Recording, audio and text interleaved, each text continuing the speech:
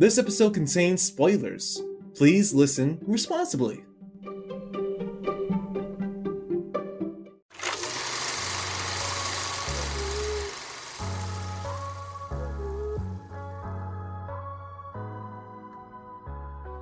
Hello everyone, my name is Jason Ramirez and welcome to The Hit List, a podcast where me and a guest cross off films from our watch list by watching them. I'm joined today by local actress and friend, Sydney McShan. Welcome, Sydney. Thank you so much for being here. Hi, thank you so much for having me.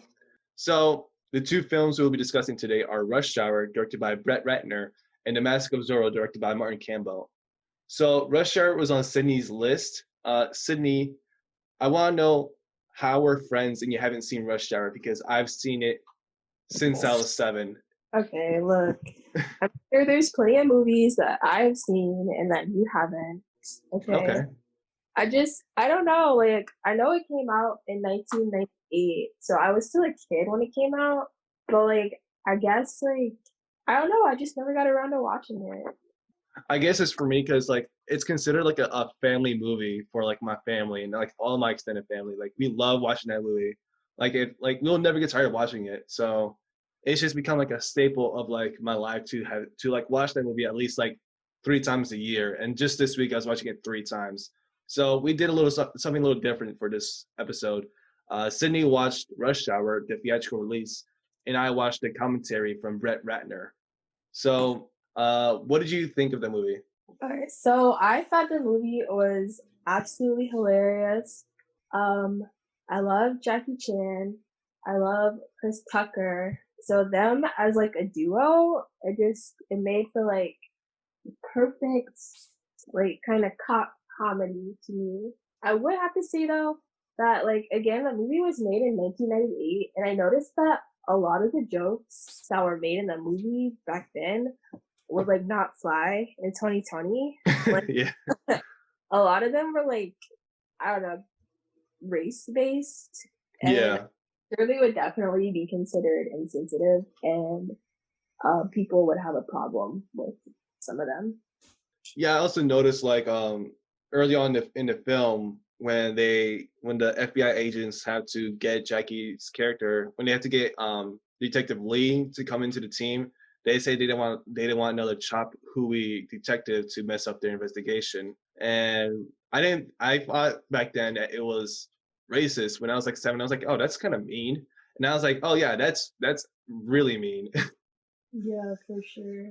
Like, and then like there was one point where Chris Tucker made a joke, like when he was fighting I don't really know the character's names, but the Asian guy with the blonde hair, Yeah. called him sweet and sour chicken. Yeah, that was mean. There were a lot of good funny jokes though. Like that scene where Chris Tucker gives Jackie Chan his like FBI ID, and we see the picture and it's like Chris Tucker has like an afro in it. And like Jackie Chan looks at it and he's like, "This will never work. I'm not 6'1". And he's like, like, that's the issue you see with it? Okay. I will say, like, the movie did work because of the chemistry between the two actors. So, like, everyone who sees the movie, they like it because of those guys. And if it were any other 2 actors, it probably wouldn't have worked. So the thing is, Brett Ratner, he wanted to have Jackie Chan in the movie because he grew up watching Jackie Chan movies. So he wanted him in the movie, and he had his agent or manager or whatever look at 5 scripts, and Rush Hour wasn't the best one, but he thought it would have worked well with Jackie Chan's physical comedy. So then his manager said, okay, you have to go talk to Jackie Chan yourself. He's like, what? Yeah, just go talk to him yourself. So they flew him out to China. He's like figure out like how to speak to him with it. And Brett, he said to Jackie Chan, hey, this isn't the best script, but I think it'll work well with your physical comedy. And Jackie Chan decided to do the movie with him. And later on, he told the reason why he did the film with him is because every American director who came up to Jackie Chan kept saying that their script was the best script they'd ever seen, and they kept saying that like he's gonna be a star or whatever. But when Brett came over to meet him, he said, "Hey, I know this isn't the best script, but it'll work well with the American audiences with your physical comedy."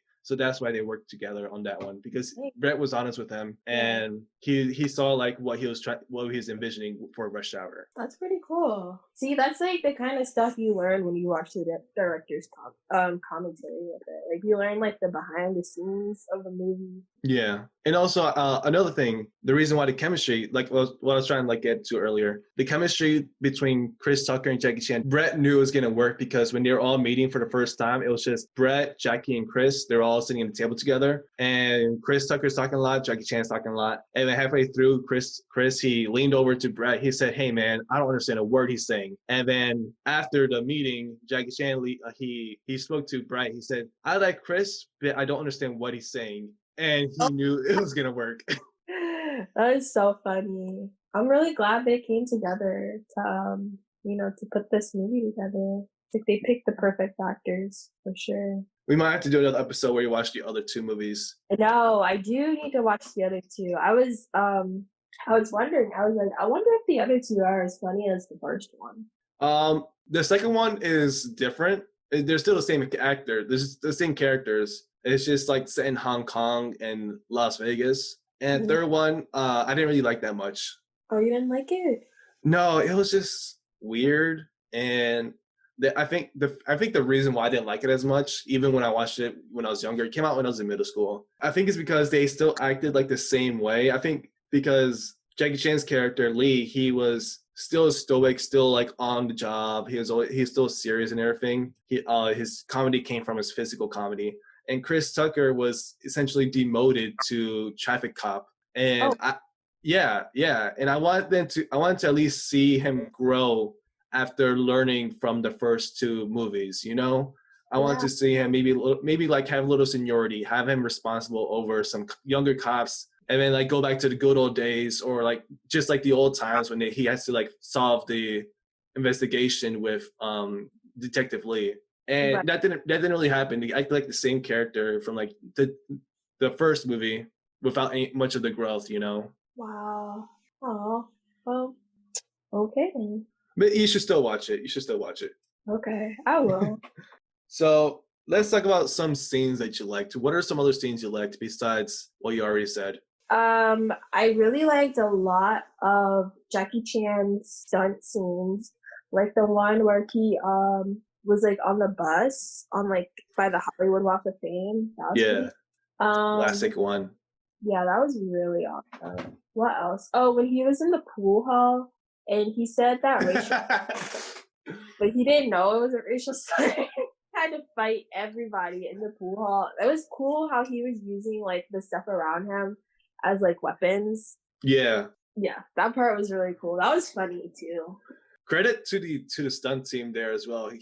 Jackie wasn't really comfortable doing it with them because they weren't his stunt team. Like if it was his stunt team, he would have gone a lot faster. He wouldn't have had trouble hitting his stunt team with the pool cues, because they've probably done it all the time. And the stunt team that he was with at that time, he never worked with them, so he's more cautious to make sure he didn't hurt them. Okay. Oh, and for the Hollywood Walk of Fame, that bus scene. So Chris, for like when he jumped on the bus, that was actually Chris right there, and he had to do it multiple times. And at one point, he hurt himself. He kind of like got tired, and he's like, "Oh, I don't want to do it anymore." Yeah.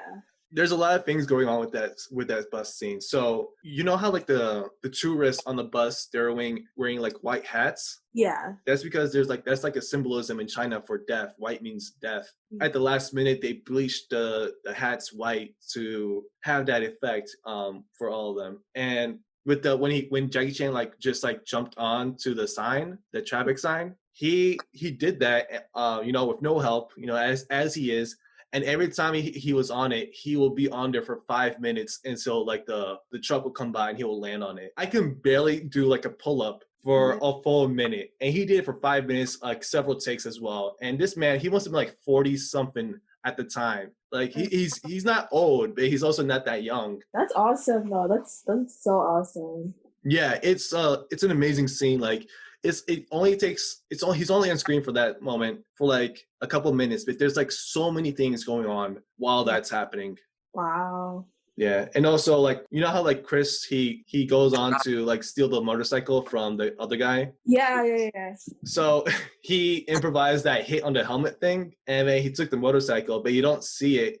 They cut it before it happened, but he when he took the bike when he got on, the bike fell, the motorcycle fell, and he broke it. Oh no, really? And so in the next shot, it's a stunt double doing it. Oh, that's funny. That's funny. Yeah. He tried to do it himself and he broke it.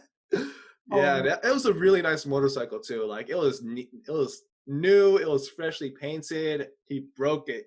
but that's mean. That always makes me like you see that in a lot of cop films. Like the cop will run up to somebody's random car and be like, "Police, I need your car."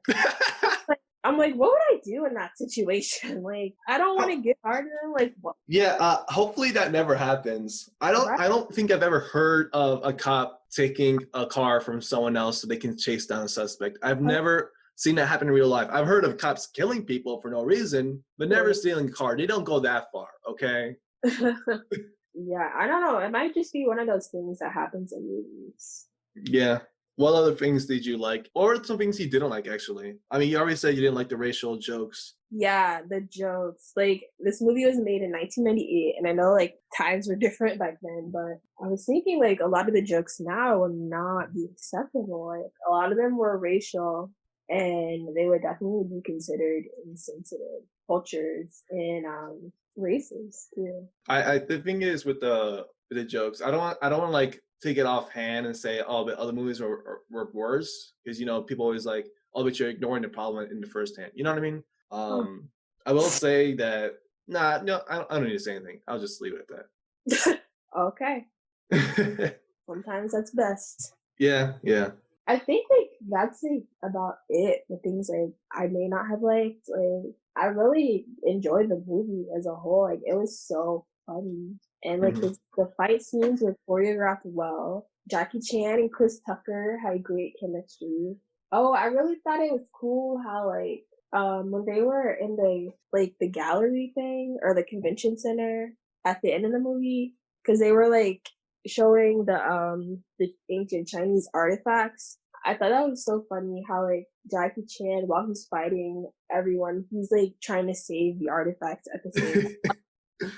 And I was like, wow, that really goes to show like how important like his culture is to him. That he's while he's fighting for his life, he's also fighting to save these artifacts from getting destroyed. That's a great scene, and the thing is, as well, found out in the commentary is that that little scene right there was actually shot on a set and not at the convention center itself. It was shot in Hong Kong with his stunt team. So like those two actors that he's fighting with Oh, wow. are his own stunt team. Yeah, it's a whole set right there over in the studio in Hong Kong. And I never knew that. You wouldn't even notice it because it looks like the exact same stuff from the convention center. So it's just like a lot of things that you don't even notice. Speaking on the convention center, you know how they're like Jackie Chan is up at the top of the like in the ceiling trying to stop Jun Tao from like leaving in the helicopter. Mm-hmm. So you know how they're fighting on like the wire, not the wires, but you know like the foundations of the ceiling essentially. Yeah. So that scene was also a set. So the thing is, the convention center didn't want the film crew or anyone to go up that high onto like the ceiling to go up that high. I think because you know insurance issues, liability. I could understand why they didn't want anyone up there because it's very dangerous. It's like 100 foot high. They didn't want anyone else like shooting up there. I would have been scared to go up there. So what they did is they just made a set. They just took pictures of it and just made a set that looked exactly like it to match it, and they shot it there. I'm like, huh. I mean, I kind of expected that to be true because how would they shoot that all the way up high? Yeah. But like when you see it, it kind of looks exactly the same, you know? Mm-hmm. But yeah, that fall from all the way up there, that was I know. wow, that was scary to watch. Like Bro, every time I watch it, it's like wow, that could have gone very bad. I know. That was crazy. When he wrote down that banner, like it was like a slide, bruh. I was like, oh wow. So I want to speak about like the beginning of the movie when Jackie Chan's in Hong Kong. By the way, for the audience, I'm gonna keep saying Jackie Chan because he's Jackie Chan. Like you'll know I'm talking about the character when I'm speaking about it, or I'll just say Lee. It's interchangeably. You'll hear me say it just for future reference. So when Lee is in the Hong Kong Bay trying to infiltrate and get all the bad guys from like selling drugs or whatever they're doing, their operations. I forgot what they were doing. When he opens the hatch and confronts the bad guy, the guy with the blonde hair, Mm-hmm. he says stop right there or whatever. He's actually speaking Mandarin right there. Afterwards, when they were like cutting the scene together, Jackie Chan's manager, he was like, "Wait a minute, play that again." And they played it again. He's like, "Yo, I don't know what he's saying," because apparently Jackie Chan, he said he didn't pronounce it right or whatever in Mandarin because he speaks Cantonese. So Oh. and then like they said, "Oh no, we'll leave it in because American audience wouldn't even tell the difference." And he's right. I didn't even know there was a difference between like the way he said it because he didn't say it properly. It wasn't a proper Mandarin. Yeah. And also, do you remember that scene when like he's like he jumps up in between the trailers because it's like moving in on him? Yeah. So he almost hit his head in between, like right there when he like landed when he jumped up. His head almost got squashed right there. Oh my goodness, that's scary. I didn't even know that because he did it so perfectly that you don't even think he had any help. He didn't have any help. He just did it himself, as he does. He has experience doing this from like his years of filmmaking in Hong Kong and beforehand. It was very scary to see it. Like once I heard that, I'm like, oh, that could have very wrong right there. A lot of things right here. Yeah, a lot can go wrong. And like actors have died on set from trying to do stunts. Oh yeah, yeah. So like, there's this one I remember. There was a Twilight Zone movie. They were shooting like a Vietnam scene, and there was like a helicopter hanging low, and one of the actors and two young girls died because the helicopter like fell on them essentially. Wow. Yeah. I forget the name of the actor, but like the thing is, he never went on a helicopter because he was always afraid of dying in a helicopter, Wow. and he died because of a helicopter. That's terrible. Yeah, yeah. But let's move on to some of the actors in this movie. So Brett said he wanted to bring the best actors on board to like complement Jackie Chan because he wants to surround him with it. It brings out the best in Jackie when he's surrounded with like really good actors. So the girl who plays Soo Young, they went through a lot of resources to try to find the perfect girl. So they went through LA, they went through New York, and they even went through Hong Kong to find the girl to play Soo Young. And they eventually chose the girl who plays her because she just seemed to be the perfect fit for it. And I think that was like the right decision right there. Yeah, she's an adorable little girl. Like, she did a good job. And she said, "Push the goddamn button." Oh, that was so funny when she was like, when Chris Tucker was like, just play along. And she, She knew immediately what he meant. yeah. And funny thing about that is that like Chris, he really wanted to say the F word. They were trying to keep it PG-13, and he knew he knew if he said it, the girl would say it as well. And I think that would have been even funnier to see that. Push the effing button. Yeah, push the effing button. No, that would have been funny. But no, Mhm. that was a really funny scene. The little girl did a really good job. So I also learned from the director's commentary. I learned some stuff for filmmaking as well. So the way they cast this movie is they cast people based on a relationship between the characters. So the FBI agents, they cast them because they looked good together on screen. If they didn't look good together, it wouldn't have looked good. So that's the way they cast them. The thing is with Chris Tucker's character, he has a whole arc in the movie as well. So this is like a basic storytelling right here. Like a character has an arc, and they have something they want to achieve, and they learn something from the experience that they go on, and then they change what their goal was in the first place. So with Chris Tucker's character, he wanted to showboat. He didn't want a partner. He wanted to show how much of a badass he is, and he wanted to achieve it by going on the FBI investigation. Essentially, they put him on the job because he blew up like a car on the job, and a guy's pinky got shot. So he's basically like on a babysitting job with Jackie Chan's character. But he learns from the experience. He essentially becomes less bigoted or whatever. I'm not really sure after his experience with Jackie Chan, with Detective Lee, and then he also like learns he doesn't want to be in the FBI because he learns his own value. You also learn, I didn't notice this first time I saw it or like the second time, but the way these two actors, Jackie Chan and Chris Tucker, the way they improvise is different.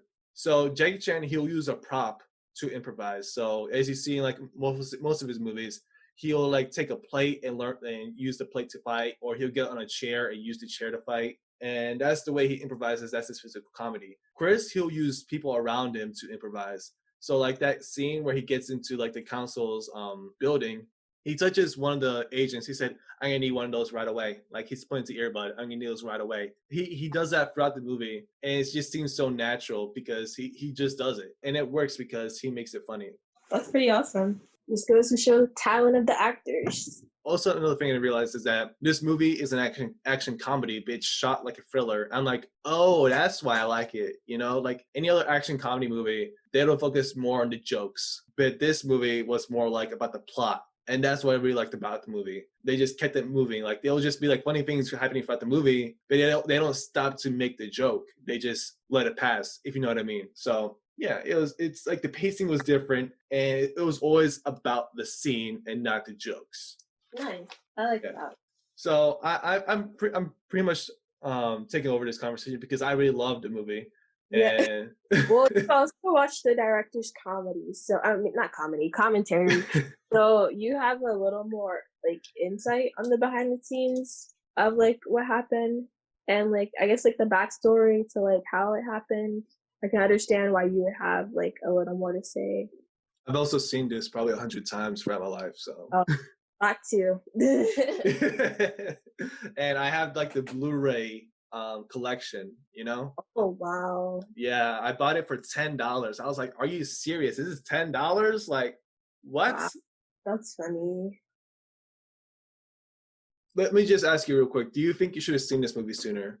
Oh yeah, for sure. I definitely should have seen it sooner. I'm glad to hear it. And now a word from our sponsors. Now back to the show. Okay, Jason. So you had the Mask of Zorro on your list. Why that movie? So I saw The Legend of Zorro, which is the sequel to The Mask of Zorro, back in like 2005. I was very young when I saw it. I remember I liked the costume for Zorro, but I didn't really have access to watch the original movie, so I just never watched it. And then I saw it was on Netflix, and I thought, you know what, might as well watch it because I'm a fan of like those swashbuckler movies where like the hero fights with a sword and outsmarts his enemy or whatever. And similar movies like The Princess Bride and Stardust are movies I really like as well. So yeah, that's why I watched it. That's why I wanted to watch it. And also I didn't know that it was directed by Martin Campbell. For those of you who have been listening to this series since the beginning, you'll know that from the first episode, we watched The Foreigner with Jackie Chan that was also directed by Martin Campbell. So it's just like a full circle right here. It is, yeah. Yeah. So yeah, that's why I wanted to watch it. But that's funny that you say that, like, it reminded you of, like, The Princess Bride, like, the swashbuckling film, because that's exactly what I was thinking. Like, even, like, Zorro's, like, costuming and, like, the use of swords and stuff, like, it really reminded me of The Princess Bride. And I know that when I first saw Princess Bride, I knew it was, like, a direct reference to Zorro with the costume. That makes sense, for sure, because it looks very identical. Yeah. So, did you like the movie? I really enjoyed this movie. The vibe I got from the movie, was it felt like The Mummy, like the 1999 movie The Mummy, because like just like I don't know how to describe it. But you also like Brendan Fraser a lot, right? Yeah, I really like Brendan Fraser, but I liked more people than Brendan Fraser from The Mummy. Like all the actors from The Mummy were all like endearing and likable in their own right. And it's just like the vibe I got, like the sense of adventure, the danger, and everything from it. Like I just liked it. That's like the vibe I got from both movies. The sense of adventure, the danger, the stakes. I just felt that from both movies. So yeah. Okay. And before we start recording, you said you found the movie okay. Yeah. Are you gonna call me out like that, man? Yeah, it was okay. I don't know. I feel like movies like that, I have to be in a certain mood to watch. And I was having a hard time like paying attention, or it was having a hard time keeping my attention. Like, and then also the movie was over 2 hours long, man. I was like, Did you this watch it on IMDb TV? on what? On IMDb TV? No, I watched it on this random website. Okay. No, I was gonna say because I watched it on that website because it was free, but like it felt longer because of the ads. But it must have just been a long movie by itself already. Yeah, no, it was. I looked in the. It was over two. It was like 2 hours and 16 minutes long, and I was like, wow, okay. But I mean, it had a great cast. Like the movie is very entertaining. I just wasn't. I just wasn't in the mood to watch that genre at the time. Okay. Yeah. Yeah. Yeah, I just saw it. Yeah, it's 2 hours and 16 minutes. And I watched it well into like 2 a.m. when I first started it. I'm like, oh, I didn't know it's gonna be this long. I liked it. But yeah, that's interesting because it just shows like how our tastes are really different. Because I will watch an action movie all the time. Like Mm. I'll watch it to like just to chill. Like, oh yeah, I like these action movies. Now, whenever I look at an action movie, I look at it differently because I've had experience like making my own fight choreography for some of my smaller projects. I'm like, okay, I see what they did there. You know, it's like hard to enjoy it because you know how it's made, but I'll still watch them because like Brett said in the commentary, action movies are universal because you don't need to know the language to know what's going on, essentially. Oh, I mean that makes sense for sure. There's fighting. What else do you need to know? There's kidnapping. What else do you need to know? Yeah. I want to say the first 20 minutes of the movie, I didn't know it was going to be with, what's his name, Anthony Hopkins, if I remember his Oh my name. goodness, I wanted to talk about that. Yeah, I was like, why does he look so familiar? I knew his name and I googled it and I was like, oh, of course, Hannibal Lecter. But I was like, Yes, that just seems so, I don't know, weird to me that he would be playing in an action movie as Zorro. exactly. Yeah, that kind of blew me. But I thought that was cool at the same time too. Like, I guess it shows his versatility. It definitely does. When I found out who it was, I was like, is that really Hannibal? And I looked it up. Oh, it is. And then when you see him escaping from the prison, and it's like it's almost exactly the same method he escaped from the cops. And that Yeah. what was the movie again? It was like Was it in Silence of the Lambs? yes, Silence of the Lambs. He basically like switched the bodies. And I'm Mhm. like, yo, this is the same method he used in Silence of the Lambs. Yeah. No, that was good. He was good in that role. I enjoyed it. Like So seeing him on the screen. yeah, he really commands the presence of the screen whenever he's on there. He's like, oh, okay, I see it. Yeah, so a thing I noticed, Zorro, he's a public domain character. He's been around since the early 1900s, and he was the inspiration for Batman when Batman first came out, I believe in the 1930s. So when you see like some of the things in the movie where Zorro, he has the support of the people, the cops hate him, or like the soldiers hate him, and he has a horse that trusts him, you know, a trusty horse that's really fast and mysterious. And when he goes down to his cave that's hidden behind a waterfall and right beneath his mansion, and the secret entrance is in a fireplace, like literally inside the fireplace, you see where the inspirations for Batman are right there. I'm Yeah. like, wow, this is like legit old school Batman.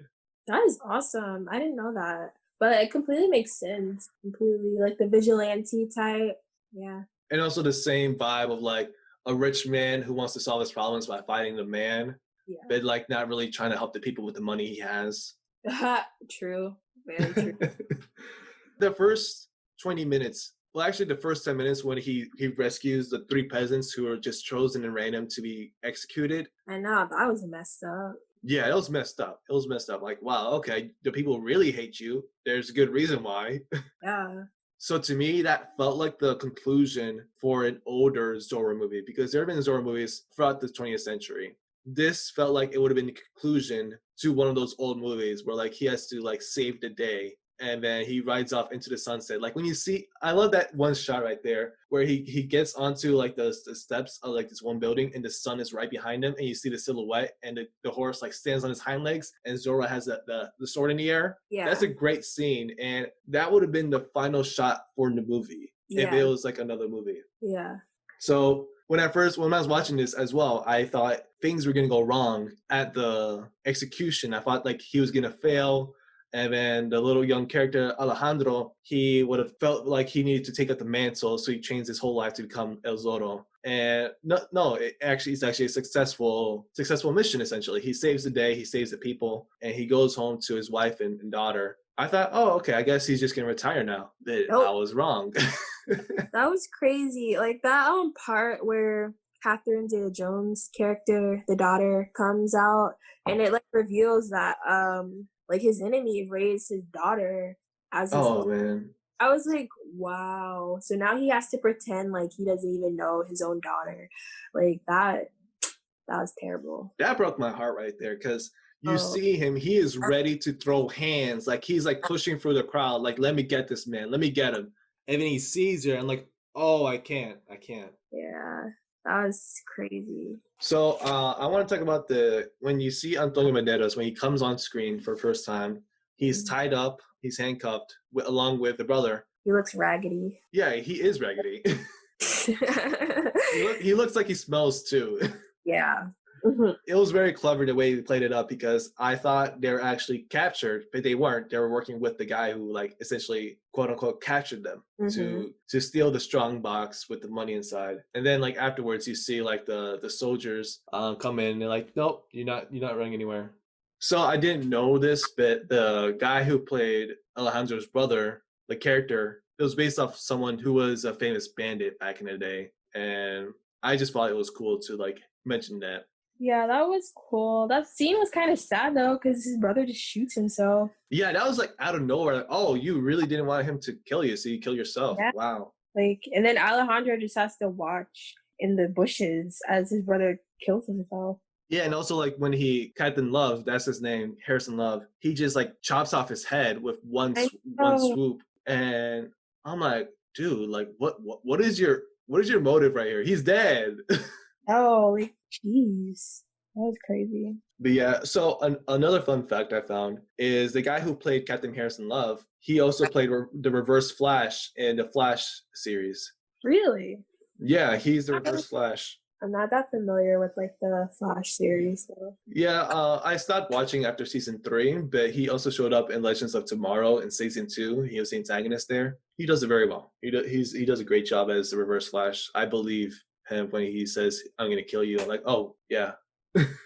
So, were there any scenes in here that you liked? I definitely liked when Anthony Hopkins' character like escaped from the prison. I liked when it revealed that his daughter was being raised by his enemy.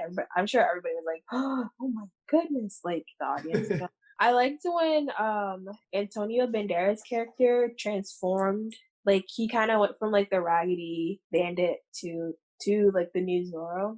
And then I liked when like they had it like him and Catherine Zeta-Jones' character like had a kid, and he was telling the kid like like the legend of Zorro. Like I was really sweet. Yeah, definitely. And speaking of like the Alejandro's transformation from Raggedy Bandit to El Zorro, I got Bruce Wayne vibes when he went to that party and he acted like a Spanish nobleman to Yeah, everyone and everyone believed him. I'm like, yo, this is Bruce Wayne vibes right here. yeah, for sure. He looked really handsome. Like he was all cleaned up and like refined. Yeah, and then that dance scene right there. Yeah, the dance scene that was nice too. Yeah, I don't even know what type of dance that was. Maybe it was tango. I'm not too familiar with dancing. Oh, I don't know. I don't know. It was something. It was something. Something. We didn't even go over, but like when Alejandro first meets Don Diego and he learns he's Zorro, he is such a fanboy.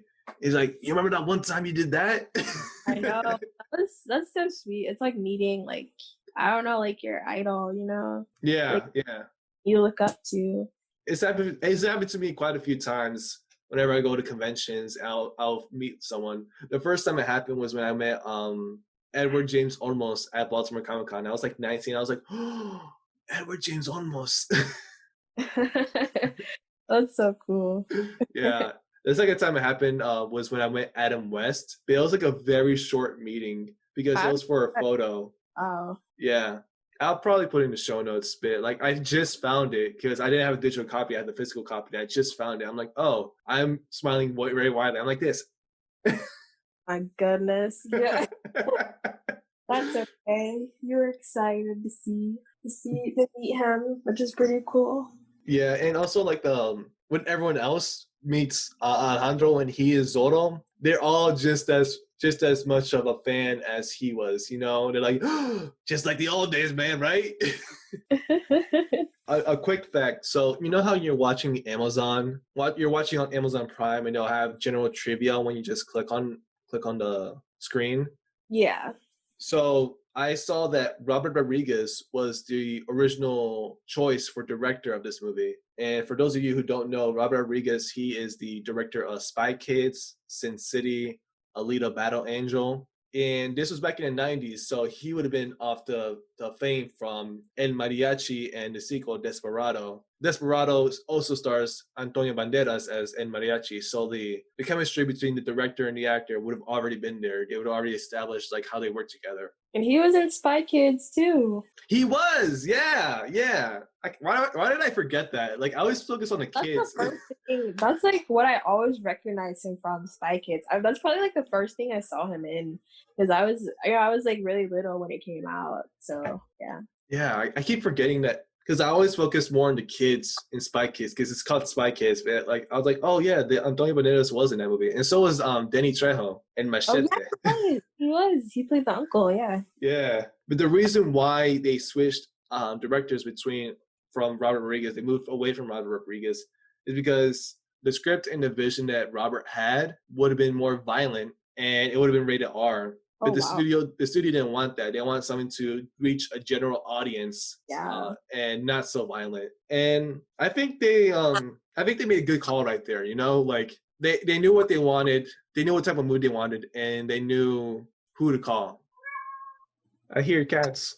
Yeah. That's Jasper. Oh, Jasper. Let's talk a little bit about the cruelty that happens in the movie. So when I first saw the workers and the child workers and the elderly workers, I just thought about the kids at the border, the ones that are caged up, and those are exactly the type of kids that are caged up as well. So I just felt for them, and I could see. I was like, you know what, this character, this villain, he should die. I mean, yeah, what he's doing is cool and evil. Like, And in fact, he was gonna not he was going to, he did, he locked them up in cages, and he was gonna set the whole place to explode and let them all die. And I'm yeah. like, bruh, you're evil. Like your mustache evil, like the curly mustache evil, Like he's a super villain, man. Like, right there. He's putting the damsel in distress tied up on the train tracks evil. But like instead of one woman, it's hundreds of people. yeah. And also the other point of cruelty, when Captain Harrison Love, he invites Alejandro to his office, suspecting him of being Alejandro and not the nobleman he claims to be. And out of nowhere, he just pulls up a jar of his brother's head in like water or oil and just puts it on his desk. Like, oh yeah, sorry, would you like a drink? I'm like, bruh, what are you doing? Like, That in itself right there is traumatizing. Like, that's sick. Like, yeah, imagine how sick you have to be to do that to someone. yeah, and the thing is, it would have been traumatizing if it was someone else's head, but now he knows it's his brother's head. And he has to act Yeah, like it's not his brother. yeah. He has to like keep it together or he'll blow his cover. But like, he was probably fuming on the inside. Hmm. But I already mentioned like the Batman vibes I got from here because this Zorro was essentially the inspiration for Batman. I mentioned that. But some other things I've noticed that have been used in Batman media. So the whole thing of Don Diego mentoring Alejandro to become the next Zorro, you see the same thing happen in Batman Beyond, where our young Terry McGinnis, he wants to find the people who murdered his father, and old Bruce Wayne teaches him how to become Batman to solve it. And they learn how to do that all from the cave, from the lair. And also another thing I noticed is that like when they have the Z on the field, they burned a Z onto the field, like a huge Z. The same thing happened in The Dark Knight Rises when Batman somehow found the time and took the time to make a bat signal and burn it onto one of the buildings to let people know he's in the city. And yeah, so you kind of see it like in other places like that as well. That's true, yeah. That's so cool. That is pretty cool. Like the references, like pop culture references, like how today's culture borrows from like past things. And then how the future culture borrow from us. Yeah. Pretty much.